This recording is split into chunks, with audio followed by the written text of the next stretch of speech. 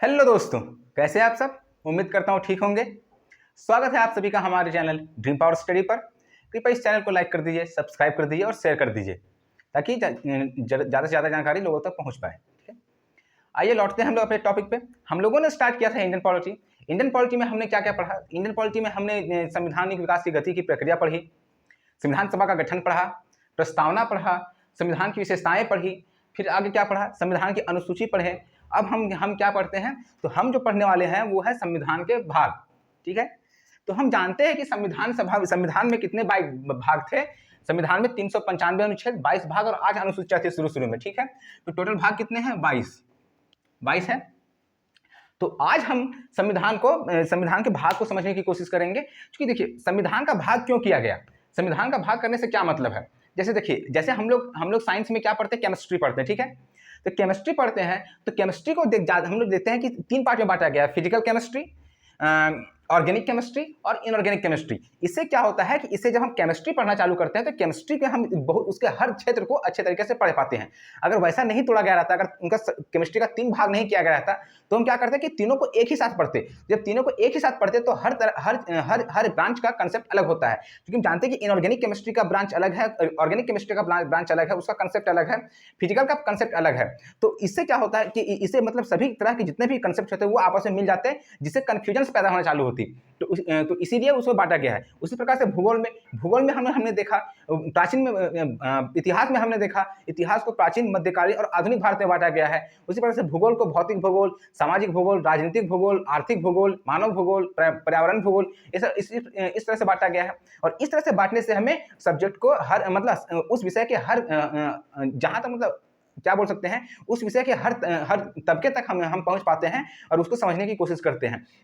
तो इसी तरह से संविधान, चूंकि जब देखा गया संविधान का जब निर्माण हो रहा था, तो देखा गया धीरे धीरे संविधान का आकार बहुत बड़ा हो गया था। ठीक है, तो जब बहुत बड़ा हो गया था तो संविधान निर्माणकर्ताओं द्वारा यह अनुभव किया गया कि अगर हम लोगों को ऐसा ही संविधान प्रदान कर देंगे तो इससे लोगों की जो संविधान की समझ की जो प्रक्रिया है वो बहुत धीरे हो जाएगी, जिससे संविधान निर्माण करने का जो मकसद है वो पूरा नहीं हो पाएगा।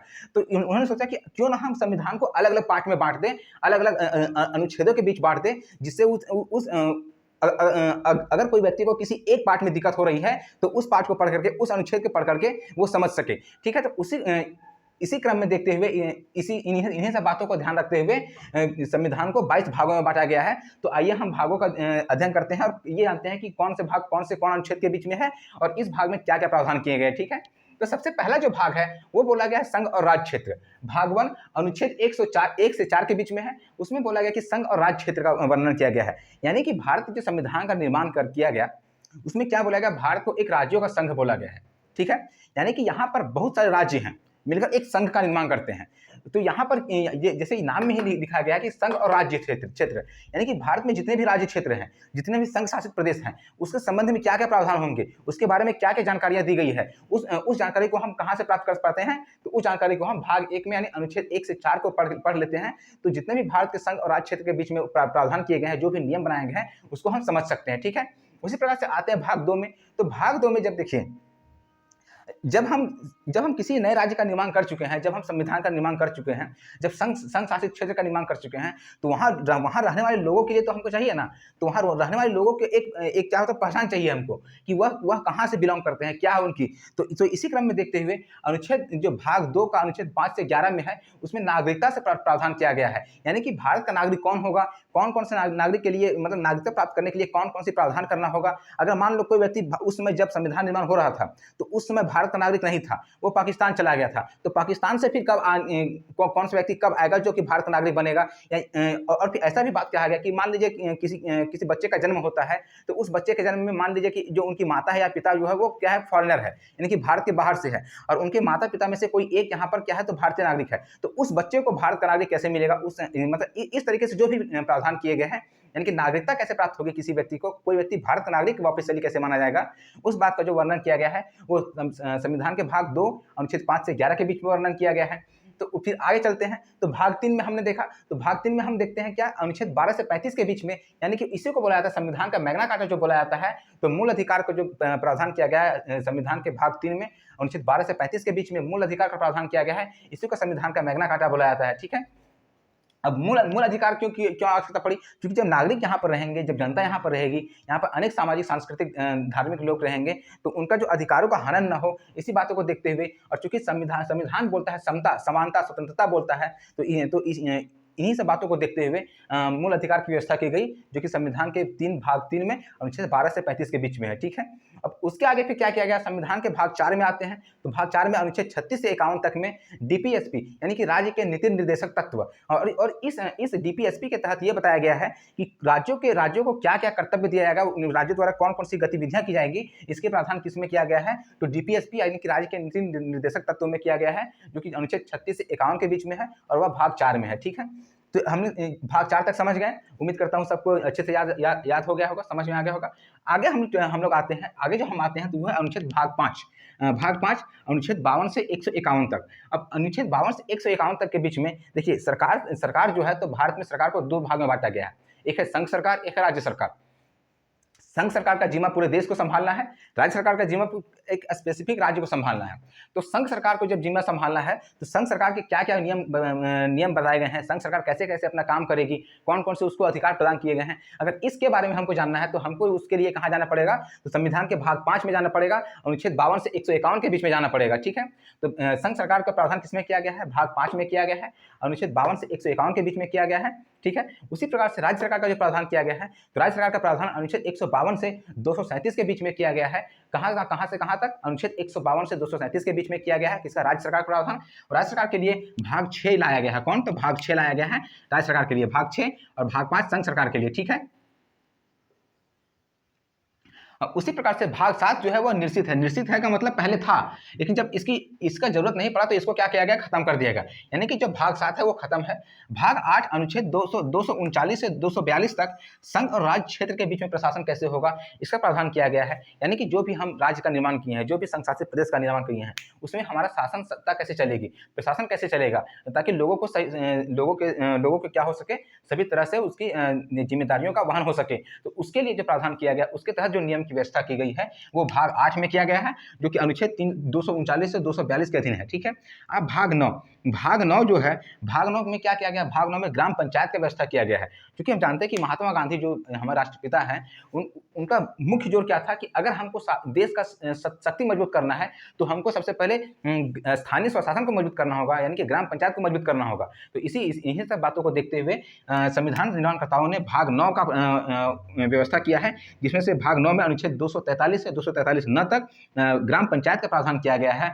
और 9 के ए में फिर जोड़ा गया, एक भाग 9 है और एक भाग 9 ए है। तो भाग 9 जो है वो 243 से 243 न तक है, लेकिन भाग जो 9 ए है वो क्या है? 243 पी से, यानी कि फिर 243 जी तक है। तो उसमें तो जब पंचायत का बात आ गया, पंचायत को हम क्लियर कर लिए, तो फिर स्थानीय स्वशासन में नगर पालिका की बात आती है। तो भाग 9 के ए में अनुच्छेद 243 पी से 243 जी तक किसका? तो नगर पालिका का बात किया गया। ठीक है, अब आगे बढ़ते हैं हम लोग, आगे बढ़ते तो इसमें भाग 10 है। ठीक है, भाग 10 में क्या है?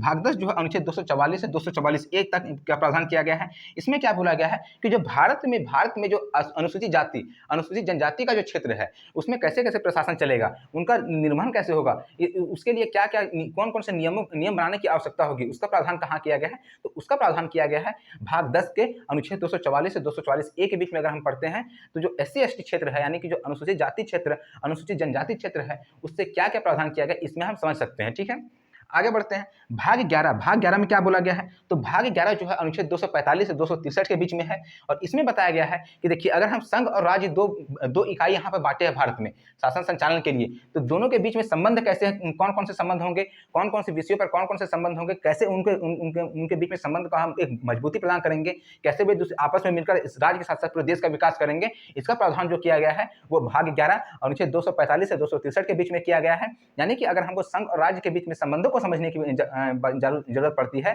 तो उसके लिए हमको कहाँ जाना पड़ेगा? तो उसके लिए हमको भाग 11 पलटना पड़ेगा। भाग 11 में अनुच्छेद 265 से 263 के बीच में हम संघ और राज्य के बीच में संबंध जान सकते हैं। उसी प्रकार से आगे आते हैं भाग 12। तो भाग 12 में क्या किया गया है, भाग 12 जो है जो 264 से 301 तक है, यानी कि 264 अनुच्छेद से अनुच्छेद 300 ए तक है। तो उसमें वित्त, संपत्ति, संविधान से संबंधित प्रावधान किया गया है, यानी कि इसमें फाइनेंशियली जो प्रावधान किया गया, फाइनेंशियली जो प्रोविजन डाले गए हैं कि किसी भी व्यक्ति के पास कौन से राइट होंगे, कितना संपत्ति रखेगा, संपत्ति का वितरण कैसे किया जाएगा, समान संपत्ति, यानी कि जो संविधान में बोला गया ना कि संपत्तियों के समान वितरण के प्रावधान जो लाया गया था, वो उस बातों को कैसे लाया जाएगा, तो उसका जो प्रावधान किया गया है, उसकी जो व्यवस्था की गई है वो कहाँ की गई है, तो वो की गई है संविधान के भाग 12 में अनुच्छेद 264 से 301 के तहत। ठीक है, तो आगे उसी क्रम में आगे बढ़ते हैं। फिर हमने भाग 13 में पहुंचते हैं। तो भाग 13 में अनुच्छेद 301 से 307 के तहत व्यवस्था किया गया है। तो 301 से 307 में भारत के राज्य क्षेत्र के भीतर व्यापार, यानी कि भारत के जितना भी राज्य क्षेत्र है वहां पर सभी व्यक्ति जानते हैं कि जैसे हमको मूल अधिकार में प्रदान किया गया है कि हम कहीं भी जाकर कहीं भी व्यापार कर सकते हैं। तो जैसे देखिए, व्यापार के लिए क्या होती है, एक जो होता है, एक क्या उसको बोलते हैं, टैक्स कलेक्ट किया जाता है, यानी कि सीमा शुल्क व्यवस्था की जाती है। जैसे झारखंड से अगर हम बिहार में कुछ व्यापार करते हैं तो बिहार सरकार हमारे द्वारा कुछ टैक्स लेती है सीमा शुल्क के रूप में। तो यही सब, यानी कि राज्यों के भीतर कैसे व्यापार चलेगा, कैसे संचार प्रणाली होगी, कैसे कैसे उनकी जो आर्थिक गतिविधियों का निर्वहन किया जाएगा, आर्थिक गतिविधियों का संचालन किया जाएगा, इन सबसे संबंधित प्रावधान जो है, संपत्ति का कैसे वितरण किया जाएगा, ये भारत राज्य क्षेत्र के भीतर कैसे कैसे संपत्ति आएगी, कौन कौन से व्यक्ति का कौन कौन सा अधिकार होगा, ये सब जो बातें प्रावधान किया गया है वो अनुच्छेद 301 से 307 के बीच में भाग 13 के तहत किया गया है। अनुच्छेद 308 से 323, इसमें भाग 14, यानी कि भाग 14 में कहां से कहां तक अनुच्छेद है, अनुच्छेद 308 से अनुच्छेद 323 है।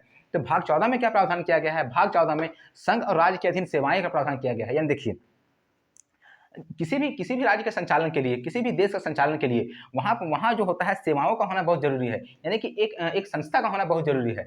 जैसे यूपीएससी हो गया, जेपीएससी हो गया, स्टेट पीसीएस जितना भी हो गया, यानी कि वो क्या करता है, वो कर्मचारियों की नियुक्ति करता है ताकि वो उन कर्मचारियों द्वारा उस शासन का संचालन किया जा सके, उस क्षेत्र, उस देश का संचालन किया जा सके। तो जो सेवाएं से संबंधित प्रावधान है, यानी कि स्टेट पीसीएस जो है, यूनियन पब्लिक सर्विस कमीशन जो है, जो स्टेट का जो कर्मचारी चयन आयोग है, उसका जो प्रावधान किया गया है वो किसमें किया गया है, तो भाग 14 अनुच्छेद 308 से 323 के बीच में किया गया है, संघ और राज्य क्षेत्र के अधीन सेवाएं। ठीक है, अब भाग 15 अनुच्छेद 324 से 329 बी तक, अनुच्छेद 324 ए से अनुच्छेद 329 बी तक निर्वाचन आयोग का प्रावधान किया गया है, यानी कि जो इलेक्शन प्रक्रिया जो होती है, चुनाव, चूंकि हम जानते हैं कि भारत एक लोकतांत्रिक देश है, तो लोकतंत्र का निर्माण कैसे होता है, इलेक्शन के द्वारा।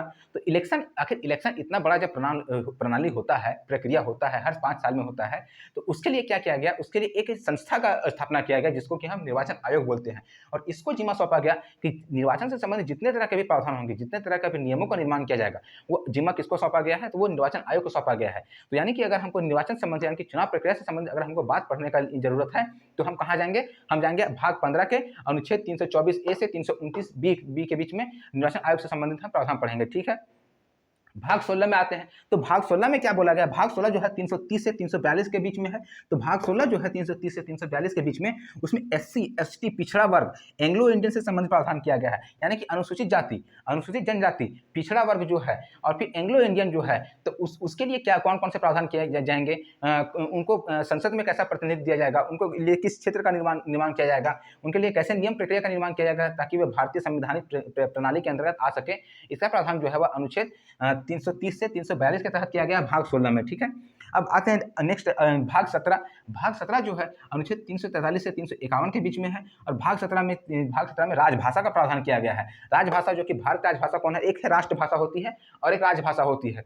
तो आप लोग कमेंट में बताइएगा कि भारत की राजभाषा कौन है और राष्ट्रभाषा किस में क्या अंतर है, राष्ट्रभाषा और राजभाषा में क्या अंतर है, ये बताइएगा आप लोग। ठीक है, तो अनुच्छेद 343 से 351 के बीच में भाग 17 में प्रावधान किया गया है, यानी कि राजभाषा का प्रावधान किया गया है कि भारत में कितनी तरह की भाषाएं होगी, जो कि जैसे देखिए अनुच्छेद जो भाग 17 में जो है, जो 22 भागों का जो ये किया गया है, भाषाओं का जो उसमें डाला गया है, तो वो जो राजभाषा संबंधित है, यानी कि भारत राजभाषा कौन, जो हिंदी है, तो हिंदी होगी, अंग्रेजी होगी, उर्दू होगी, खड़िया होगी, क्या होगी, इससे संबंधित जो प्रावधान किया गया है कि यानी कि भारत की जो शासन संचालन होगा, भारत की जो जितनी भी लिखित प्रक्रिया होगी वो किस भाषा में संबंधित की जाएंगी, जो भी न्यायिक प्रक्रिया होगी वो किस भाषा से संबंधित होगी, भारत यानी अपनी ऑफिशियल भाषा क्या होगी, उससे संबंधित प्रावधान जो है वो भाग 17 में किया गया है, अनुच्छेद 343 से 351 के बीच में किया गया है। ठीक है, अब आगे आते हैं भाग 18 अनुच्छेद 352 से 360 के बीच में। इसमें क्या किया गया, आपातकालीन उपबंध किया गया है। तो आपातकालीन उपबंध में हम देखते हैं, आपातकालीन उपबंध 3 तरह का आता है, एक है राष्ट्रपति शासन, एक है राष्ट्रीय आपात, और एक है क्या, तो वित्तीय आपात। ठीक है,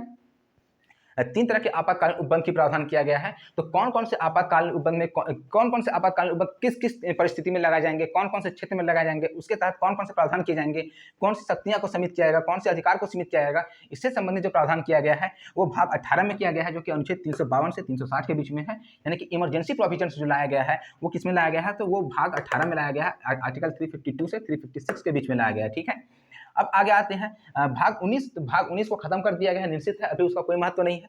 भाग 20 अनुच्छेद 368, तो भाग 20 में क्या है, तो जो संविधान संशोधन की प्रक्रिया है। अब संविधान संशोधन की प्रक्रिया कहाँ से लिया गया है ये भी कमेंट में आप लोग बताइएगा। तो भाग 20 जो है, भाग 20 में आर्टिकल 368 जो है उसमें संविधान संशोधन की प्रक्रिया कैसे कैसे होगी, उसका कैसे कैसे हम संविधान का अमेंडमेंट कैसे करेंगे, कॉन्स्टिट्यूशन जो अमेंडमेंट होता है, कॉन्स्टिट्यूशनल अमेंडमेंट जो होता है वो किस किस प्रक्रिया के तहत किया जाएगा और कब कब किया जाएगा, उसका जो प्रावधान किया गया है वो कब किया गया है, वो कौन से भाग में किया गया, तो वो भाग 20 में किया गया है, अनुच्छेद 368 के अंतर्गत किया गया है संविधान संशोधन प्रणाली। ठीक है, अब भाग 21 में क्या है, तो भाग 21 जो है 369 से 392 के अंतर्गत आता है, यानी कि 369 से 392 अनुच्छेद के अंतर्गत आता है भाग 21। तो भाग 21 में जो प्रावधान किया गया वो क्या है, संक्रमण संबंधी प्रावधान है। यानी कि भारत में अगर किसी प्रकार से कोई गतिविधियां घटित होती है तो उसका निराकरण के लिए, उसका निर्वहन के लिए हम कौन कौन से प्रावधान करेंगे, कौन कौन से नियमों का सहायता लेंगे, कौन कौन से शक्तियों का सहायता लेंगे, उससे संबंधित जो प्रावधान किया गया है वो भाग 21 में किया गया है, अनुच्छेद 369 से 352 के बीच में। ठीक है, अब आज का जो अंतिम भाग है वो क्या है, तो भाग 22 जो है वो 393 से 395 के बीच में है। इसमें क्या क्या संक्षिप्त नाम एवं हिंदी में प्राधिकृत पाठ का वर्णन किया गया है। यानी कि संक्षिप्त नाम को हम कैसे डालेंगे, हिंदी का जो प्राधिकृत पाठ से संबंधित जो विषय है प्रावधान किया गया है उसको हम कैसे लेंगे, कैसे समझेंगे, ताकि जनता के बीच में सभी के समझ विकसित हो सके। तो इसका जो प्रावधान किया गया है वो भाग 22 में 393 से 395 के बीच में किया गया है। ठीक है, तो अभी तक हमने क्या पढ़ा, हमने आप लोगों को समझा दिया कि कौन कौन से भाग में कौन कौन से क्या होते हैं और कौन कौन से कितना से कितना अनुच्छेद के बीच में है, कौन कौन सा प्रावधान किया गया है। तो ये आप लोग को समझ में आ गया होगा। अब कल से हम लोग जो नेक्स्ट टॉपिक चालू करेंगे तो वो हम लोग सीधा अब क्या करेंगे, भाग बाय भाग, मतलब कि पार्ट बाय पार्ट से अलग अलग पार्ट हम लोग समझते चलेंगे। जैसे कल हम पढ़ेंगे भाग 1 पढ़ेंगे, भाग 2 पढ़ेंगे, तो जितना हो सकता है एक दिन में उतना पढ़ने की कोशिश करेंगे और धीरे धीरे हर पार्ट को समझने की कोशिश करेंगे। तो आप लोग क्या कीजिएगा, सबसे पहले भाग को याद कर लीजिएगा, ताकि जब हम स्टार्ट करें तो जैसे हम बताएं कि ये अनुच्छेद, इस अनुच्छेद में ये इसका प्रावधान किया गया है, तो आपके माइंड में तुरंत स्ट्राइक कर जाना चाहिए कि हाँ ये अनुच्छेद जो है वो इस भाग में है और यहाँ से यहाँ के बीच में हमको इसका पढ़ना है। जैसे हम बोलेंगे, जैसे हम मान लीजिए पढ़ाते हैं मौलिक अधिकार, तो आपको आपके माइंड में यह स्ट्राइक कर जाना चाहिए कि मौलिक अधिकार जो प्रावधान किया गया है वो भाग 3 में किया गया है। भाग 3 में किया गया, कहाँ से कहाँ तक, 12 से 35 के बीच में किया गया है। अगर हम आपको बोलते हैं कि चलिए आपातकालीन उपबंध पढ़ते हैं, तो आपातकालीन उपबंध से सुनने में साथ आपको आ जाना चाहिए कि जो ये भाग वो 18 में किया गया है, अनुच्छेद 352 से 360 के बीच में किया गया है। तो ठीक है, तो ये आप लोग स्क्रीनशॉट ले लीजिए, याद कर लीजिएगा भाग। उसका नेक्स्ट क्लास में हम लोग हर भाग मतलब भाग जैसे कि पार्ट बाय पार्ट पढ़ने का प्रयास करेंगे और आगे समझने की कोशिश करेंगे। और इस तरह से धीरे धीरे करते करते हम लोगों ने अपना जो संविधान का विकास यानी कि भारतीय जो पॉलिटी है उसको खत्म करने का प्रयास करेंगे। तो उम्मीद करता हूँ आज के द्वारा हमारे द्वारा बताई गई बातें आप लोग को अच्छी लगी होगी। अगर अच्छी लगी होगी तो कृपया चैनल को लाइक कर दीजिए, सब्सक्राइब कर दीजिए, शेयर कर दीजिए। मिलते हैं नेक्स्ट वीडियो में नेक्स्ट टॉपिक के साथ और एक नई ऊर्जा के साथ। तब तक के लिए थैंक यू, धन्यवाद।